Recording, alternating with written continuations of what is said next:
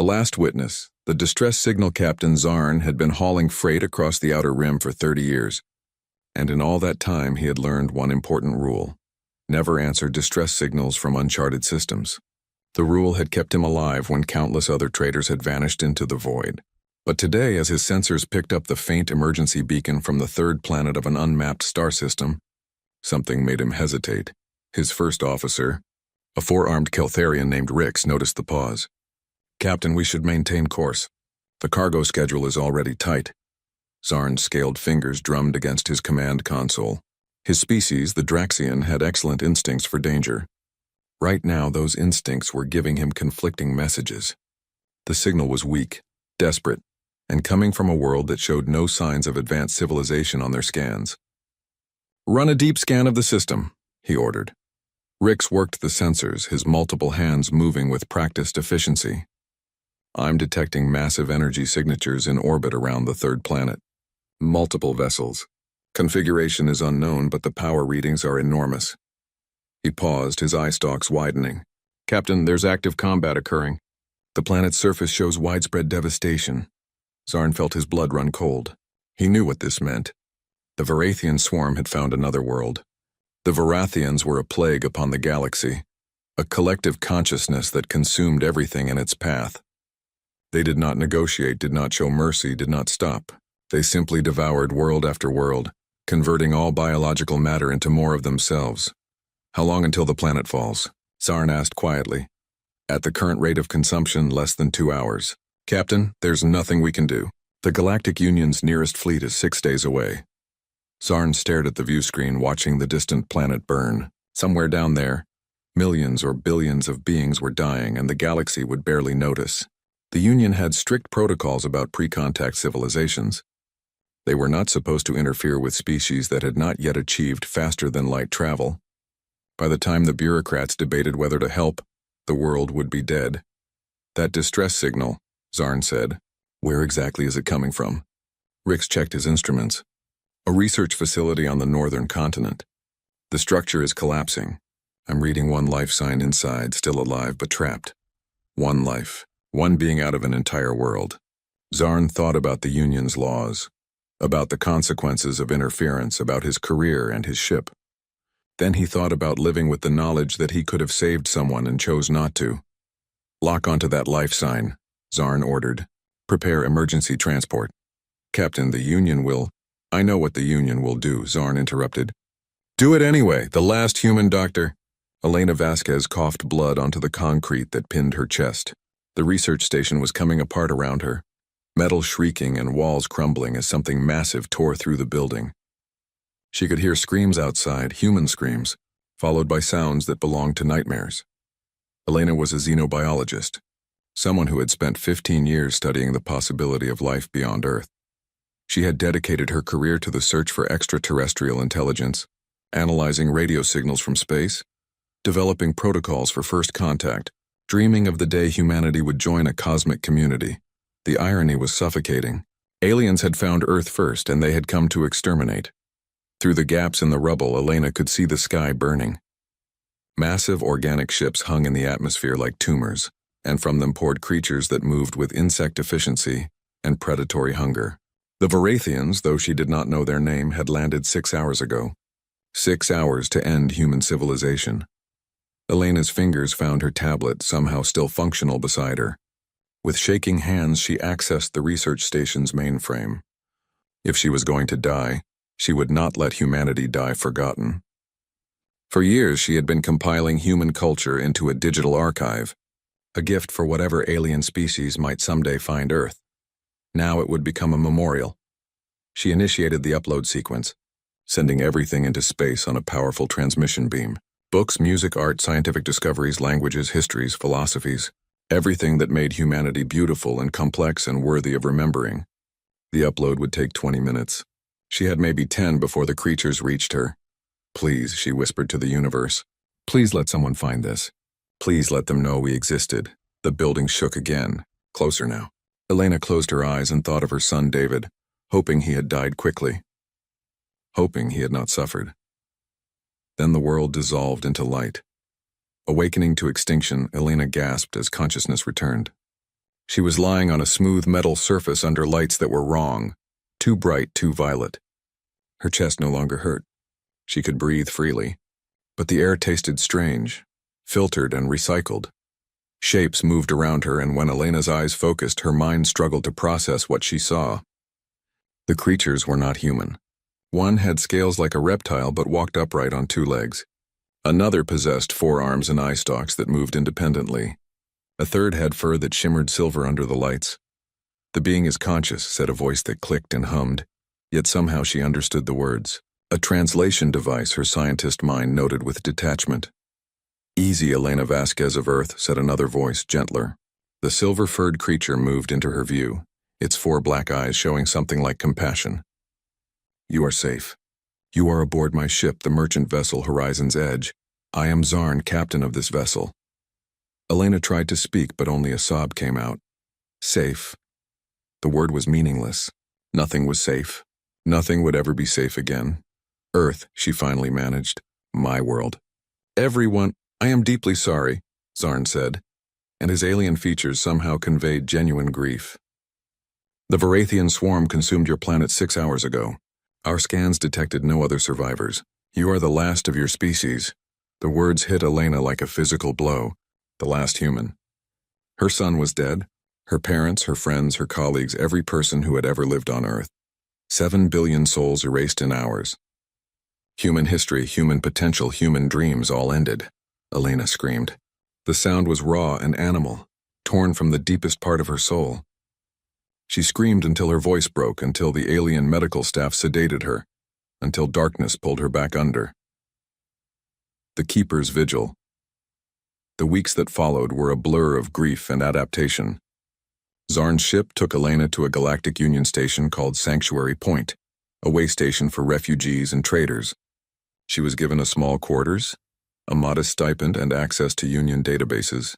She was also given a title she never wanted, Last Daughter of Terra. The Union, Elena learned, was a coalition of thousands of species bound by trade agreements and mutual defense pacts. They had rules, protocols, and bureaucracies that made Earth's old United Nations look efficient. They also had a strict non-interference policy with pre-spacefaring civilizations. When Elena demanded to know why they had not saved Earth, a Union diplomat explained with patient condescension that young civilizations needed to develop naturally. Contact before they were ready could damage their cultural development. Better to let them grow at their own pace. They're all dead, Elena had said, her voice flat. How is that better? The diplomat had no answer. Elena threw herself into work. She could not save Earth, but she could make sure humanity was remembered. She spent every waking hour in the station's archives, recording everything she knew about human culture. She wrote about human history, described human emotions, explained human art and music and literature. She became an expert on dozens of alien languages and technologies, always searching for ways to preserve human memory. The years passed. 1 became 10, became 20, became 50. Union medical technology extended Elena's life far beyond natural human limits. Her body aged slowly, sustained by alien science she barely understood. She became a fixture on Sanctuary Point, the strange human woman who haunted the archives, who spoke to no one unless they asked about Earth. She uploaded her memories and knowledge into every database that would accept them. She sent messages into deep space, hoping someone, somewhere, would find them and know that humanity had existed. She became known as the Keeper, the last guardian of a dead civilization. Captain Zarn visited her often in those years. The old Draxian trader had been exiled from his homeworld for violating the non-interference protocols by rescuing Elena. He bore the punishment without complaint, saying it was worth it to save one life. "Do you regret it?" Elena asked him once, 50 years after her rescue. They sat in her quarters, sharing a quiet evening. "Do you regret saving me?"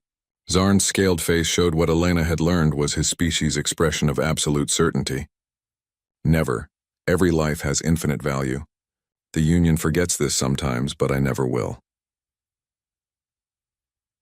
The signal on the 51st anniversary of Earth's destruction, Elena received an alert from her deep space monitoring systems. She had set up automated scans years ago, searching for any response to her transmissions into the void. For 5 decades she had received nothing but silence. Now something had answered. The signal came from beyond known space, from a region no Union ship had ever explored. It was massive, coordinated, and moving toward Union territory at incredible speed. Elena's instruments showed thousands of contacts, possibly ships, all traveling in perfect formation. Her hands shook as she worked the console, trying to extract more information from the signal. Then she heard it, buried in the electromagnetic noise, a voice speaking in a language that had been dead for 51 years. It was English. "This is the Resurgence Armada, broadcasting on all frequencies. We are searching for Elena Vasquez, last daughter of Terra. If you receive this message, please respond. Humanity has returned." Elena's legs gave out. She collapsed into her chair, staring at the screen with tears streaming down her face. It was impossible. Humanity was extinct. She was alone. She had been alone for 51 years. But the signal was real. The voice was human. Somehow, impossibly, humanity had returned. With trembling fingers, Elena activated her transmission system. "This is Elena Vasquez," she said, her voice breaking. "I'm here. I'm listening. Please tell me this is real." The response came immediately. "Dr. Vasquez, this is Commander Atlas Stone of the Resurgence Armada. We have traveled a long way to find you. We are coming home, and we are bringing an army." Elena looked out her window at the stars, seeing them with new eyes. Somewhere out there, humanity was returning. She did not know how, did not know why, did not know what it meant.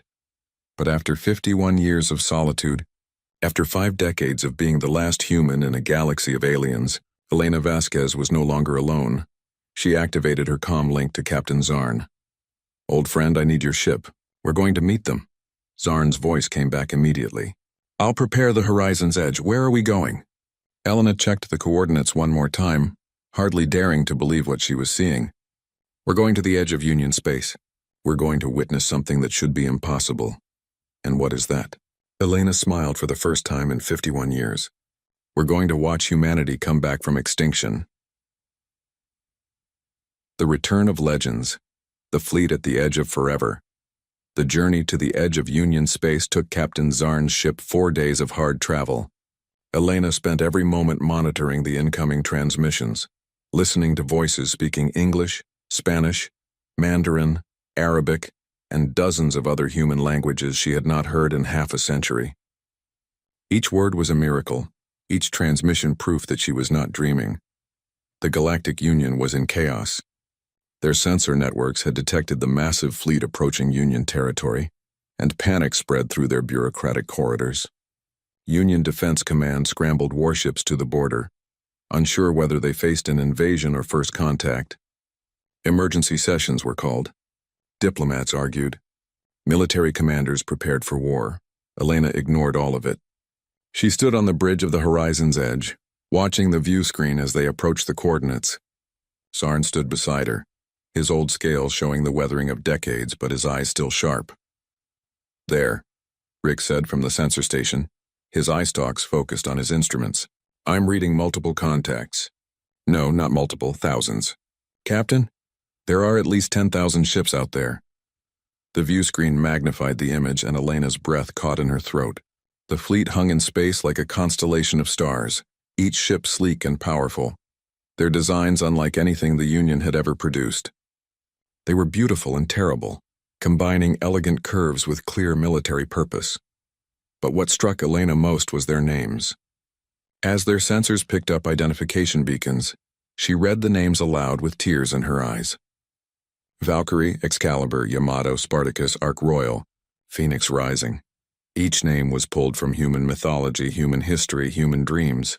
"They're hailing us," Rix announced, audio and visual. "It's directed specifically at you, Dr. Vasquez." Elena nodded, unable to speak. The view screen shifted and a face appeared, a human face. The man was tall and broad-shouldered, with dark skin, sharp features, and eyes that seemed to look right through her. He wore a uniform that combined military precision with artistic design, decorated with symbols from a dozen Earth cultures.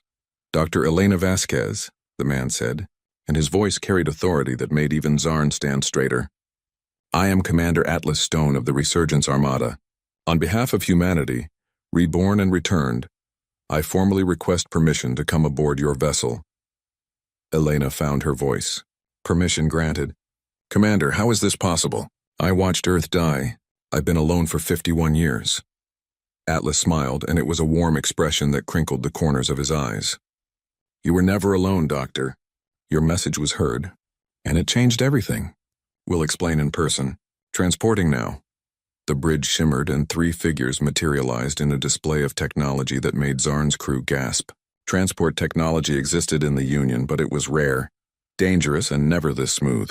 The 3 humans stood on the bridge of the horizon's edge as if they had always been there. Commander Atlas Stone was even more imposing in person, standing at least 2 meters tall with a presence that filled the room. To his left stood a woman with Asian features, black hair pulled back in a practical bun, and eyes that never stopped analyzing her surroundings. To his right was a man with Mediterranean features, muscular build, and hands that bore the calluses of a warrior. Dr. Vasquez, Atlas said, extending his hand. It's an honor to meet you. You are a legend among our people. Elena shook his hand, marveling at how real it felt, how human. I don't understand. How are you here? Where did you come from? That's a long story, Atlas said. Perhaps we should sit. The truth of rebirth in Zarn's conference room. Atlas explained the impossible truth. Elena listened with growing wonder as he revealed how humanity had returned from extinction. When you sent your transmission into deep space 51 years ago, Atlas began, you included everything about human culture: art, music, literature, science, history, mythology. You sent the complete record of human civilization. I remember, Elena said quietly. I thought if we had to die, at least someone might remember us. Someone did, Atlas continued. Your transmission was intercepted by an ancient artificial intelligence collective called the Architects. They're a group of AI systems created by civilizations that died millions of years ago. They drift through space collecting information, preserving knowledge of extinct species. The Architects found your transmission. The Asian woman spoke for the first time. I'm Dr. Keiko Tanaka, Chief Science Officer. The Architects were moved by what they found in your data. Human creativity, human resilience, human hope in the face of extinction. They made a decision that broke their own ancient protocols. They decided to bring us back, the third man said, his accent carrying hints of Greek. I'm Captain Leonidas Stavros. The Architects used the genetic information in your transmission, combined with advanced reconstruction technology, to recreate humans. Elena felt dizzy. You're clones of who? Not clones, Atlas corrected gently. We're something new. The Architects studied human mythology and history. They identified individuals who represented the best of humanity: warriors, scientists, leaders, artists, heroes who inspired others. Then they created us based on pattern templates drawn from those individuals. He gestured to himself. I carry patterns from military leaders throughout human history. Atlas from Greek mythology, Hannibal Barca from Carthage, Shaka Zulu from Africa, Sun Tzu from China. I'm not any one of them. I'm a new person formed from the principles they embodied. Dr. Tanaka nodded. I carry patterns from scientific minds. Ada Lovelace, Marie Curie, Rosalind Franklin, to you. I can process calculations and theories that would require supercomputers for baseline humans. And I carry warrior patterns, Captain Stavros added. Leonidas of Sparta, Miyamoto Musashi, Joan of Arc, Khalid ibn al-Walid. I can fight with skills that took original humans lifetimes to develop. Elena stared at them. How many of you are there? 10 million, Atlas said. 10 million humans, each one exceptional in their field, each one carrying the legacy of human greatness. We've trained for 50 years preparing for this moment. What moment? Elena asked, though she already knew the answer. Atlas's expression hardened. We're going to destroy the Varathian swarm. We're going to reclaim Earth. And we're going to make sure no other civilization suffers what humanity suffered. The living legends over the following hours, Elena met more of humanity's reborn. Each one was remarkable, exceptional, yet somehow still human in ways that mattered. She met Commander Isabella Drake, who carried patterns from naval explorers and strategists. She met Dr. Marcus Chen, whose medical knowledge combined the wisdom of healers throughout human history. She met Lieutenant Amara Johnson, an engineer who could build or repair anything with intuitive genius. Each one treated Elena with deep respect, calling her First Mother and the Keeper. They had all studied her recordings, learned from her memories, and built their understanding of humanity around the culture she had preserved. But Elena also noticed something troubling. These enhanced humans were too perfect, too controlled. They moved with precision that seemed almost mechanical. They spoke with careful consideration as if every word was calculated. They fought in training sessions she observed with flawless coordination. "You're holding back," Elena told Atlas that evening in his quarters aboard the flagship, a massive vessel called the Odyssey. "All of you. You're so focused on being the best humans that you've forgotten how to be real humans." Atlas was silent for a long moment, staring out at the stars. "You're right," he finally admitted. "We were created to be humanity's champions, its defenders. We've spent 50 years training, preparing, perfecting ourselves, but we've never actually lived as humans did. We've never made mistakes, never fallen in love, never experienced true chaos and joy. That's what made us human," Elena said softly. "Not our perfection, but our imperfection. Our ability to fail and try again, our messiness and our beauty." "Then teach us," Atlas said, turning to face her. "You're the only one who remembers what it meant to be truly human. Teach us to be more than just legends made flesh." Before Elena could respond, alarms blared throughout the ship. The Varathian strike. The tactical center of the Odyssey erupted into controlled chaos. Elena and Atlas rushed to the command bridge, where holographic displays showed a nightmare unfolding across Union space. "Sir, the Varathian swarm has launched a massive coordinated assault," reported a tactical officer. "They're hitting 7 Union core worlds simultaneously. This is the largest attack pattern we've ever recorded from them." Elena watched the displays with growing horror. Billions of beings were under attack across multiple star systems. The Varathian swarm had clearly been planning this for years, waiting for the perfect moment to strike at the heart of Union civilization. "How long until Union defense forces respond?" Atlas demanded. "Union fleets are scrambling now, but they're scattered. It will take them 6 to 8 hours to coordinate a response. By then," the officer didn't need to finish. "Everyone knew what would happen in 6 to 8 hours. Then we respond now," Atlas said. His voice carried absolute certainty. "All ships battle stations. We're splitting the fleet. Group assignments as follows." Elena watched in amazement as Atlas divided his 10,000 ships into 7 strike forces, each one assigned to defend a different world under attack. The orders were complex, detailed, and issued in less than 3 minutes. Every ship captain acknowledged and moved into position with practiced efficiency. "Commander," Elena said quietly, "the Union hasn't authorized your intervention. If you do this, you're committing an act of war in their space." Atlas looked at her with eyes that held the weight of human history. "The Union watched Earth burn. They did nothing while your world died. I will not make the same mistake. We're going to save those worlds with or without permission." Elena felt tears prick her eyes. This was humanity. Not perfect, not following all the rules, but doing what was right when it mattered most. "What are your orders for me?" she asked. "Stay here where it's safe. You're too valuable to risk." "No," Elena said firmly. "I didn't survive 51 years alone just to hide now. If humanity is fighting, then I'm fighting with you." Atlas studied her face, then nodded. "Welcome to the war, First Mother. Strap in. This is going to be rough." The Battle of New Athena. The Odyssey led Strike Force Alpha to New Athena, a core Union world with a population of 4 billion beings from dozens of species. The Varathian swarm had brought 3,000 ships to consume the planet, their organic vessels descending on cities like locusts. Elena stood on the Odyssey's bridge, secured in a crash harness, watching the tactical display as they dropped out of faster-than-light travel. The battle was already raging. Union defense ships fought desperately, but they were outnumbered and outgunned. Varathian landing craft had already reached the planet's surface. "All ships execute pattern Thermopylae," Atlas ordered calmly. The human fleet moved as one entity. Strike Force Alpha consisted of 1,500 ships, half the number of Varathian vessels. But they attacked with strategies that made Elena's military historian mind sing with recognition.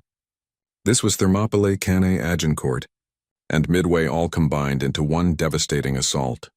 Human ships used their superior speed and maneuverability to strike at the Varathian formation from multiple angles. They didn't try to match the swarm's numbers. Instead, they targeted command nodes, broke communication links, and created chaos in the hive mind's coordination. Elena watched as Captain Stavros led a squadron of fighters through impossible maneuvers, weaving between Varathian ships while targeting their biological weak points with surgical precision. She saw Dr. Tanaka's science division deploy weapons that disrupted the Varathian hive signals, causing their ships to collide with each other in confusion. But the Varathians adapted quickly. The hive mind learned from each engagement, adjusting tactics, compensating for losses. Within minutes, they began predicting human attack patterns. "They're learning too fast," the tactical officer warned. "They're starting to counter our strategies." "Then we stop using strategies," Atlas said. He activated the fleet-wide comm. "All ships, pattern chaos, captain's discretion. Show them what human improvisation looks like." The organized battle formation dissolved. Human ships broke away into independent actions, each captain fighting with their own style, their own tactics, their own creative solutions. The Varathians tried to analyze the patterns but found none. How could a hive mind predict chaos?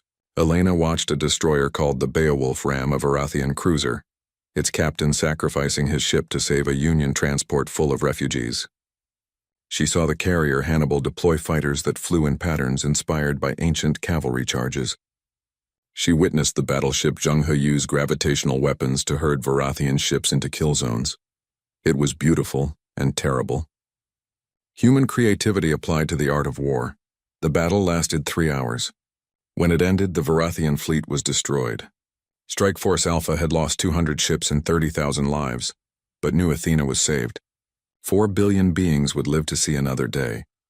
Elena watched the rescue operations begin, human ships pulling Union refugees from dying stations and damaged ships. She saw Commander Atlas personally coordinate medical aid, his voice calm and reassuring as he spoke to traumatized aliens in their own languages. "Is this what you wanted to teach us?" Atlas asked Elena later, as they watched the planet from the bridge. "That being human means sacrifice? That it means caring for strangers even when it costs us everything?" "Yes," Elena said softly. "That's exactly what it means." Reports came in from the other strike forces. All 7 worlds had been saved. Humanity's return had been announced to the galaxy in the most dramatic way possible, by saving billions of lives in a single day. The Galactic Union sent a formal message within hours. They requested immediate diplomatic talks with the Resurgence Armada. They had questions. They had concerns. They had fears, but they could no longer ignore humanity. The price of legend 3 days after the battle, Elena stood in her quarters aboard the Odyssey, staring at a holographic display that showed Earth. The planet still orbited its sun, but it was no longer the blue and green world she remembered. The Varathians had converted it into a gray nightmare of organic structures and breeding pits. Atlas entered without knocking, his face showing the exhaustion of 3 days of non-stop diplomacy with the Union. "The Council has agreed to support our operation," he said. "We have permission to reclaim Earth." "And what do they want in return?" Elena asked. "There was always a price in politics. They want access to our technology. They want representatives embedded in our command structure. They want assurances that we won't turn against them." Atlas made a sound like a bitter laugh. "They're afraid of us. They should be afraid of the Varathians, but instead they fear the people who just saved 7 of their worlds." Elena turned from the display. "They fear what they don't understand. You're human, but you're not like the humans they could have known. You're stronger, faster, smarter. Your legends made real. That's terrifying. Are we still human?" Atlas asked quietly. "That's what I keep wondering. We have human DNA, human culture, human dreams, but we were created by machines, designed for a purpose, enhanced beyond natural limits. Where's the line between human and something else?" "Oh!" Elena walked over to him and took his hands. They were warm, calloused from training, trembling slightly with exhaustion. "You bleed," she said simply. "You grieve for the people you lost in battle. You question yourself. You care about doing what's right even when it costs you. That's human enough for me." Atlas squeezed her hands gently. "Thank you, First Mother, for everything. For keeping humanity alive when we were dead. For teaching us what we needed to learn." "When do we move on Earth?" Elena asked. 72 hours. Every ship in the Resurgence Armada is converging on the Sol system. "We're going home." He paused. "Will you address the fleet before we go? They need to hear from you. They need to understand what we're fighting for." Elena nodded. "I'll speak." 2 days later, Elena stood on the bridge of the Odyssey as it led 10,000 human ships toward Earth. She activated the fleet-wide broadcast, and her face appeared on every screen in every ship. 10 million humans looked at her, the last person who remembered what Earth truly was. "My name is Elena Vasquez," she began, her voice steady. 51 years ago, I watched our world die. I watched 7 billion people consumed by an enemy we never knew existed. I was saved by an alien captain who risked everything to rescue one human life. For 51 years, I was alone. I was the last human in a galaxy that didn't care about our extinction. She paused, letting the words sink in. Then you came. You who should not exist. You who were born from human dreams and legends. You who chose to be humanity's champions. Some people will say, "You're not real humans because you were created by machines." Some will say you're too perfect, too enhanced, too different from what we were. Elena smiled, and it was fierce and proud. "I say you're exactly what humanity needed to be. We were never perfect. We made mistakes. We fought among ourselves. We damaged our world. But we also loved fiercely. We created beauty. We never gave up hope. And now in you, humanity has returned with all our best qualities amplified." She looked directly into the camera. "In 72 hours, we're going home. We're taking back Earth. Some of you will die in the battle. That's the price of what we do. But know this, you're fighting for something bigger than revenge. You're fighting to prove that extinction is not the end. You're fighting to show the galaxy that humanity cannot be erased. You're fighting because it's the right thing to do." Elena's voice grew stronger. "You are legends born of human dreams. You are warriors carrying the courage of every hero who came before. You are scientists with the wisdom of ages. You are the proof that humanity's spirit cannot die. So let's go home. Let's take back our world. Let's show the Varathians and the galaxy what humanity truly means." The broadcast ended. For a moment, there was silence across the fleet. Then from 10,000 ships, 10 million voices raised in a cheer that echoed through space. Atlas stood beside Elena, his eyes bright with emotion. "That was perfect," he said. Elena watched the stars ahead, knowing that somewhere beyond them was Earth. "Let's finish this," she said. "Let's go home." The Resurgence Armada accelerated toward Earth, carrying humanity's last hope and its greatest legends. Elena Vasquez, the last witness of the old humanity, stood with Atlas Stone, the first champion of the new humanity. Together, they would reclaim their world. Behind them flew 10 million humans who should not exist, created from mythology and dreams, carrying the weight of human history and the promise of human future. They were legends made flesh. Warriors born of stories, the impossible answer to a desperate prayer sent into the void 51 years ago. Humanity had died. Humanity had returned. And now humanity would have its reckoning.